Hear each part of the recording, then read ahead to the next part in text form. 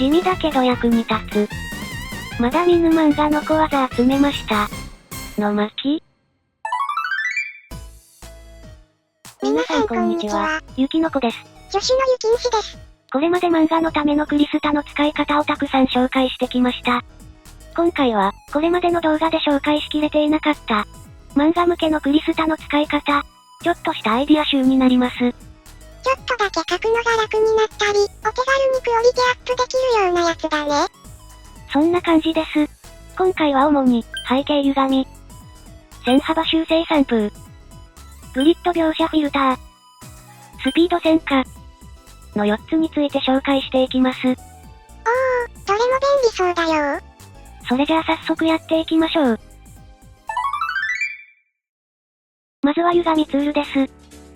歪みツールはキャラクターやエフェクトを加工するときに便利なツールです。他にも線をなぞることで、線幅修正ツールのように使われたりもしています。線幅修正ツールより柔軟で線のニュアンスを損なわない感じが良いね。今回はこのツールを背景に使う方法を紹介します。この空の画像の白い雲の部分を、歪みツールで魚眼風に加工してみます。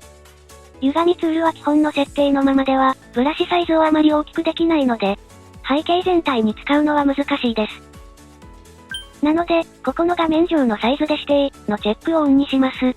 これでブラシサイズが限界を超えて、背景に使えるサイズまで大きくできます。この設定が見つからないときは、右下のここから項目を探してください。この状態で歪みツールを使うとこうなります。ワンタッチで画面全体を歪ませられて便利だ。次はこの 3D 素材から作ったビルを加工してみましょう。3D 素材の堅苦しさをお手軽に和らげられてすごいね。複数のレイヤーをまとめて統一感を持って加工できるのが良いです。次は線幅修正ツールの散布化についてです。線を細くしたりできる線幅修正ツールですが、実はこれ、散布効果をオンにすることでスプレーのように使うことができます。ふむふむ。散布効果の設定が見つからないと思いますが、ツールプロパティの右下、サブツール詳細、散布効果からオンにしてください。これをどんな時に使うかというと、例えばこういう床に沿った立体線というか影線をツールで描いたとします。ツールや素材で描いた線は少し整然としすぎていて人工的な印象を受けます。漫画制作の現場では、これに対して、線の上から白のスパッタリングや掛け編みで線を弱める方法がよく取られています。手軽で良い手法ですが、少し線のつながりが断たれているような印象も受けます。確かにパース感がぶつ切りな感じがあるかも。でも普通に線幅修正するとこんな感じにくっきりしてしまいます。そこで散布効果をオンにした線幅修正の出番です。線の形は壊さずにいい感じにランダム感が出せてるね。拡大するとこんな感じ。後からザラザラ感を足せるところが良いです。他にも例えばこんな感じの奥行きのある地面に使ってみましょう。奥に行くに従って自然に線幅を減衰させる感じで使います。これが、こうなりました。いい感じに距離感が出たね。さらに奥の方に白の雲ガーゼやスパッタリングを施すとこんな感じ。クオリティを上げるための手札が一つ増えた感じだね。次は影の線に乱雑さを付加してみましょう。まず影についてですが、トーンだけでは明るさの情報しか持っていないので、これに対して光の向きや質感情報として影の線を付加するということがよく行われます。手順としては、まずトーンのレイヤーマスクを、オルトキーを押しながら、新しいレイヤーにドラッグ&ドロップします。これでトーンの影からはみ出さずに描けるので、ここに影のツールやブラシで描いて情報量を増やします。一瞬で影が描けたね。このツールは概要欄から DL できますのでよかったら使ってください。ただ、このままだと影の線が一様で少し堅苦しいです。そこで、この影の線に線幅修正散布ツールを使ってみましょう。線がザラザラ感あるアナログっぽくなったね。ついでにフィルターで線をうねうねにする方法も紹介しておきます。まず影線のレイヤーの表現色をカラーにして、メニューバーのフィルターの下の方の変形から歪みを起動します。振幅、スケールなどのパラメータを調整すると、線が揺らめき、ランダム感を付与することができます。線がうねって人工的な感じが弱まったね。ここにさらに線幅修正散布をするとこうなります。ツールでさっと描いたとは思えないタッチになってる。この歪みフィルターはデフォルトでは搭載されていないので、メニューバーのフィルターを入手からプラグインストアに行って、下の方のここからインストールしてください。あと線幅修正に話を戻すのですが、このツールはラフを整える時にも便利です。ラフの線を殺さずに次のペン入れで線が選びやすくなってる気がする。消しゴムとはまた一味違って、必要な線を浮かび上がらせるような感覚で使えるよ。他にも、表現色をグレーにして、ガウスぼかしフィルターでぼかして、またモノクロに戻して、アルファの位置を調整しても、いい感じにラフの線を減らせるよ。こっちの方法も良さそう。次はとても便利で有用な追加プラグインの、グリッド描写フィルターを紹介します。こんな感じのグリッドを自由に描写できるフィルターで、グリッドの幅高さ、線の太さ、角の丸みを調整できます。すごく便利そう。このフィルターは有料でデフォルトでは入ってなくて、プラグインストアから購入する必要があります。それでも100ゴールドと安いし、めちゃくちゃ便利なのでご紹介させてください。それではこのフィルターで、この塀にこんな風にタイルを貼ってみましょう。まずこんなタイルをフィルターで作りまして、必要な分だけ切り取ります。タイル素材を自由変形して、塀に貼り付けます。パース定規が設置してあったら、自由変形するときに、定規にスナップするオレンジ色のガイド線が現れるので、これに従って変形しましょう。クリスタのバージョン4のアップデで追加された便利な機能だね。タイルを2列分だけコピーして、側面にも貼り付けます。タイルの塀ができました。これにもう一手間加えてみましょう。タイルの素材のレイヤーをコピーしてから、メニューバーの編集、色調補正、階調の反転で、素材の色を黒から白へ変えます。その後白のレイヤーを少しだけ斜め下方向に移動すると、タイルが立体的になりました。なんで？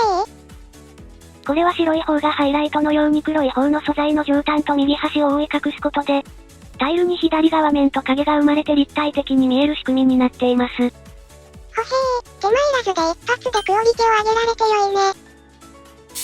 次はこのビルにフィルターで描いた窓を貼ってみましょう。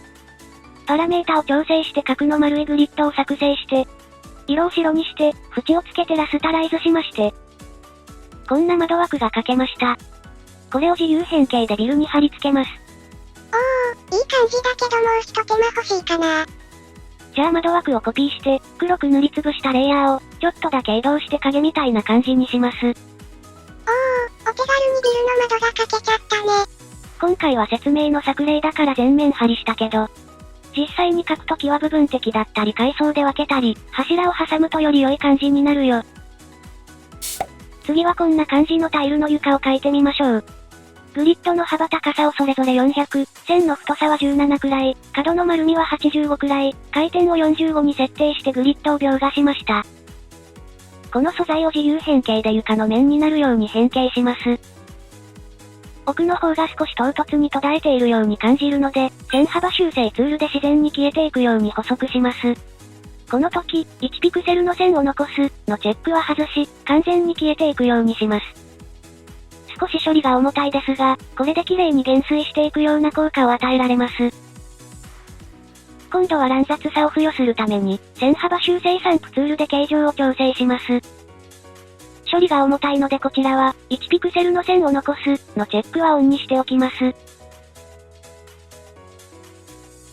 素材を貼り付けただけなのに、奥に行くに従って綺麗に消えていって距離感がある床になったね。このタイルをさらにアレンジしてみましょう。タイルの素材のレイヤーのサムネイルを、コントロールを押しながらクリックして、選択範囲を作成します。その選択範囲にグラデーションツールを使って、奥の方が薄くなるように調整します。透き通るようなタイルの床ができました。こ高級ホテルやお城、ダンスホールみたいな床を描くときに良さそうだね。また別のパターンのアレンジをしてみましょう。今度は古びたレンガのタイルのような表現をしてみます。さっきと同じように素材から洗濯範囲を作ってから、別の新しいレイヤーに素材の形のマスクを作成します。先ほど使った地面を描くブラシを使って、素材の形のマスクのレイヤーに描くとこうなります。今度は古い街並みやお城に良い感じの表現になったね。このグリッドのアレンジ、加工方法は他の画像素材やブラシにも使えるので、グリッド描写フィルターを変えない人や OS の関係で使えなかった人も覚えておきましょう。フィルターのついでに、グリッドをガイドにして、パース定規を設置する方法をご紹介します。まずこのグリッドを、描きたい空間の地面になるように自由変形します。画面からはみ出すくらいがちょうど良いです。次に図形ツールの、定規作成の、パース定規ツールで、グリッドをなぞって、一つ目の消失点を決めます。反対方向の消失点も同じようにします。最後に高さ方向の消失点を決めて、3点透視図法のパース定規を設置することができました。この方法なら描きたい空間のパース定規を決めやすい気がする。よくコメントでパース定規をどう設置すればよいですかと聞かれるのですが、この方法なら一つの面だけグリッドで決めてしまえば、あとは高さ方向だけなので、おすすめです。グリッドとパース定規は変形や回転で調整できますし、このグリッドも素材として配布してますので、ぜひ概要欄から DL してお試しください。最後に線画をスピード線化して、縦揺れや横移動などの表現を簡単に描写する方法を紹介します。まず、表現色をグレーにして、フィルターのぼかし、ガウスぼかしで少しぼかしてから、同じく、ぼかし、移動ぼかしで横方向にぼかします。次に、トーン化をオンにして、網の設定をノイズにして、今回は水平にしたいので、角度を0にします。ノイズのサイズを100から300程度に、ノイズの係数を最大の1000にします。この時、画面の拡大率によって見た目が大きく変化するので、かなり拡大した状態で調節してください。線画がスピード線化され、ブラーのかかった表現にできました。ちょっとがついけど動いてる感じになったね。元の線画と合わせるのもおすすめです。今度はキャラの線画でもやってみましょう。角度を90にすると、縦揺れや衝撃的なシーン、恐怖を感じているシーンなどで便利です。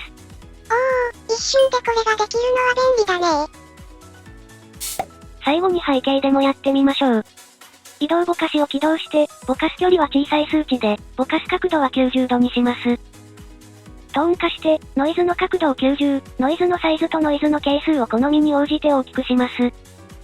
縦にぶれた街並みの線画ができました。